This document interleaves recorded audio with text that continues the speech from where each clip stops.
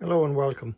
Picked this up recently. It's a water scooter or a sea scooter. The chap we got it from, he said that it wouldn't charge anymore, and that when he tried to charge it there was a smell coming from the battery. So he disposed of the battery, which was a 12 volt 4.5 ampere hour. So he didn't know what to do with it, so I gave him a few euro and we have it now. So let's see about upgrading it to lithium ion and see how it goes.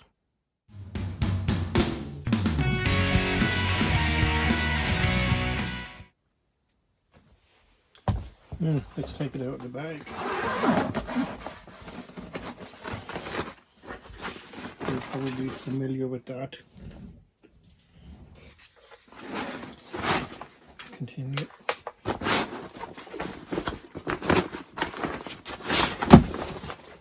And there we go.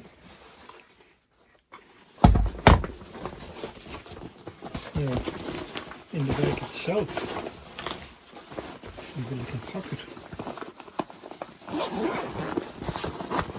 Open that.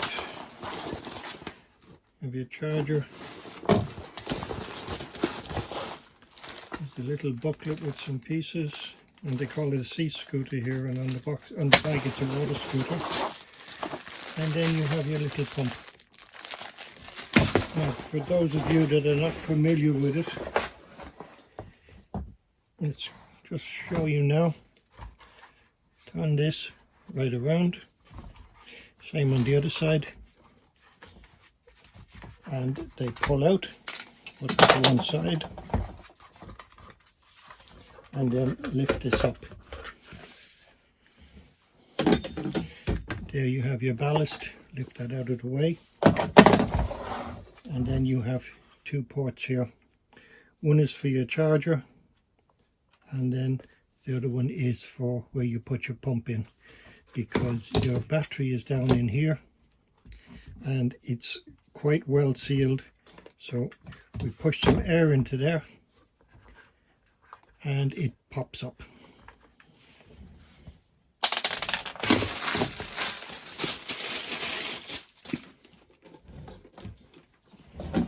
And so you have this here.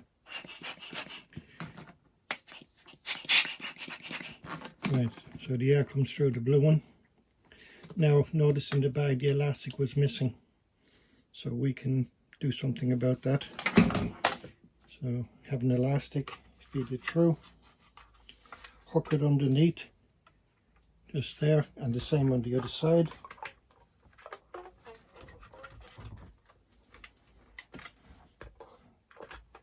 Now you may be wondering what's that for. Well, when that pops, sometimes it can pop quite a lot or quite strongly. This stops it from flying off. Now with that's not the right bit,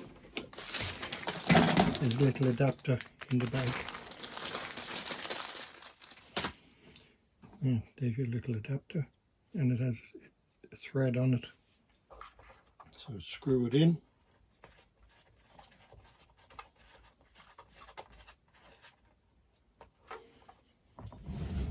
Connect your pump like so, and then put that into the adapter, and then pump, and you should see it pop. There you go, it pops just like that. Take it away, screw out the adapter. You shouldn't need it again. Take off the elastic. Well, it's gone somewhere. And you can, that's it, prizes up. So that's your top piece. Inside you can see where the battery was. So what we do then is we'll be able to build a lithium ion pack, put it in there. Now the original sealed lead acid battery that was in there was 4.5 amps, and the one that the lithium ion, that's 3.7 to 4.2 volts. So if you build up a pack of 3, it'll bring it up to 12.6 volts, but it settles back to about 12. But once you put it on the load, it'll go back down to 3.6, 3.7 and stay there for a short time. So what we're going to do is we're going to put in 4, bring it up to 16.8 volts. So when it takes a load, it'll bring it back down again and it should be fine. Now if you're wondering why there's 2 connections here, one connection goes onto the charger port here. That's that one there. What we need to do then is we need to deal with these little spade connectors and get a battery pack that will connect to them, and then we'll see where we go from there. Here we have a battery pack that came out of an eScooter, and it's, as you can see, it's 36 volts. And it will go up to about 42 volts when fully charged and then drops back. Now it was faulty. The BMS board that was on it developed a fault, and the center bank here developed a fault and caused it a cascade failure. But what we want is we want this one here, this one here, this one here, and this one here. Now I've tested them and they are absolutely fine. And what I did was I charged it up. At least I charged up the 4 banks and balanced them with a balance charger. So what we need to do then is just remove them. Now, as you can see, there's 1, 2, 3, 4. There's 4 in parallel. Each of those are 2.5 amps. So 2.5, 5, 7.5, 10 amps. So we'll end up with 16.8 volts at 10 amps. That should be well enough to power it. So let's get to it. We have the 4 banks that we need, and we'll just separate them. Next step is to do the positive and the negative here. Now you can leave the balance piece on if you wish, or if you want you can fit a BMS board, but I personally think, it's just a basic battery pack. It's a pre-used one. It may have life again. Well, it will have life again. For how long I don't know. So we'll set up a basic and we'll charge it and see how it works. So there you have it, soldered into place. I left a little balance connection there. You can use that at a later date if you wish, or you can just run it straight through here. So we'll just test the voltage.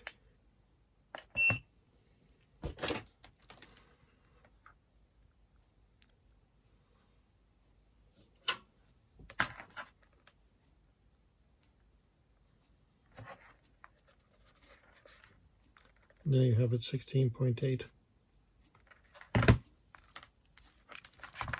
So what we do now is we'll fit it and test it.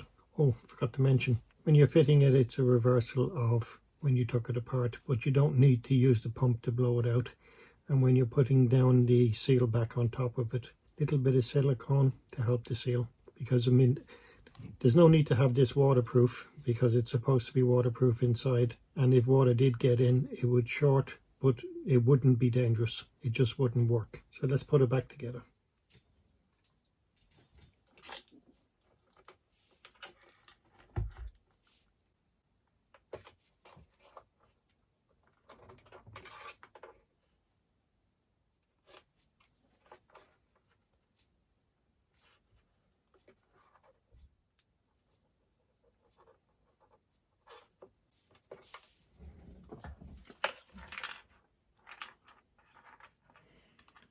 And putting on this, don't forget to connect it up there. It can only go one way.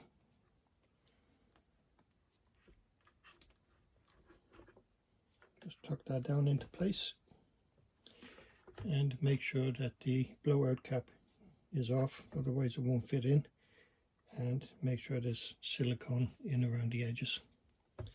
So put it down into place.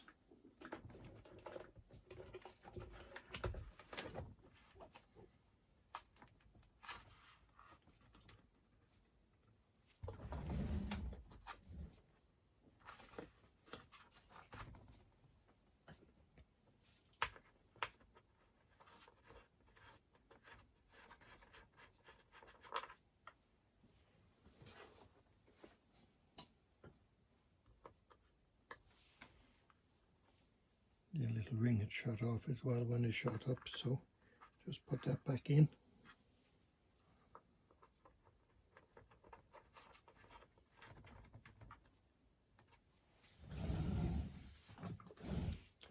Put your little ballast in.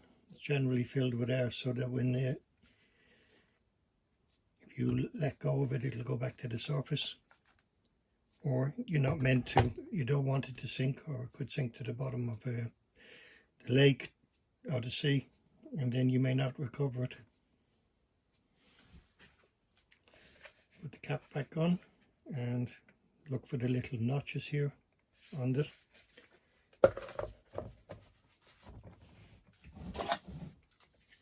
And then you have these two pieces. Now if you remember how they came out in the up position.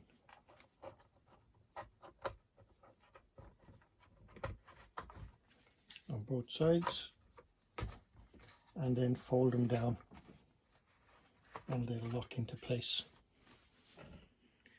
And that's it. So to test it,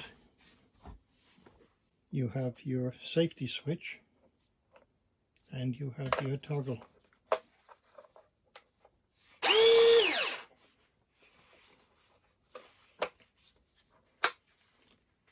So your safety switch, bring it forward, forward and forward until it's almost coming out. This is your trigger here. So just gently push the trigger in.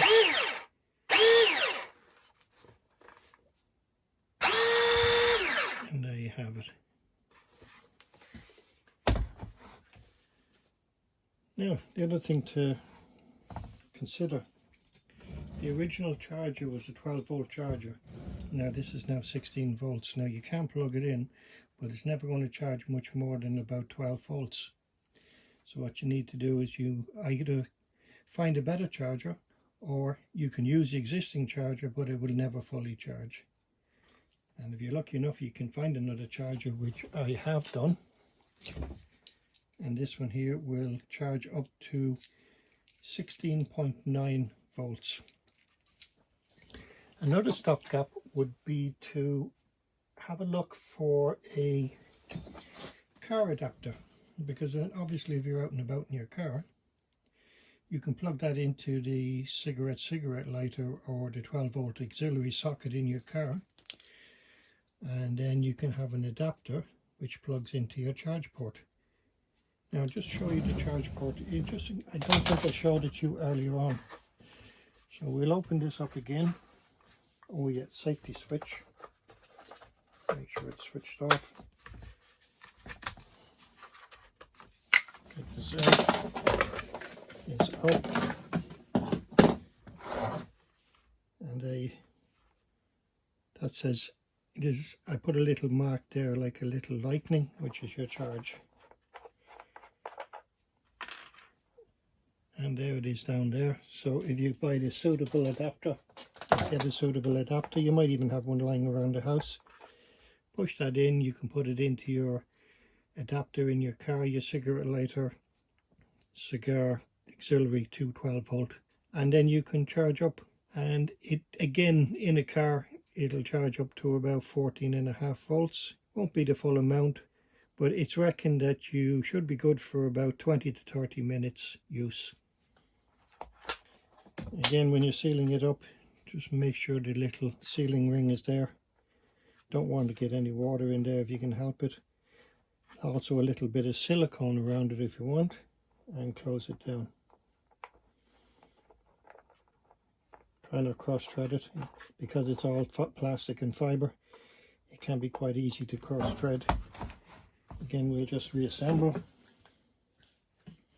Now this does open. Now if you want to, you can put a little bit of weight in there, or better still, if you're sure it's going to seal correctly with a bit of silicone, you can put your valuables in there. Something to consider. When you're fitting it back on top, then you can see it's more recessed here. That's where the charger, which is taller, there goes. Just put it back on top. Again, watch out for the little notch here. can only go one way. And I think it is this way, because there's a little piece there, you'll see it.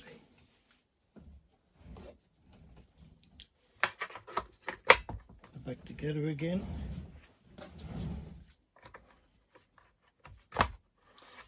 Turn it down, lock it into place. And now that we have it, we can safety switch in here, bring it forward, forward and forward, and then your trigger.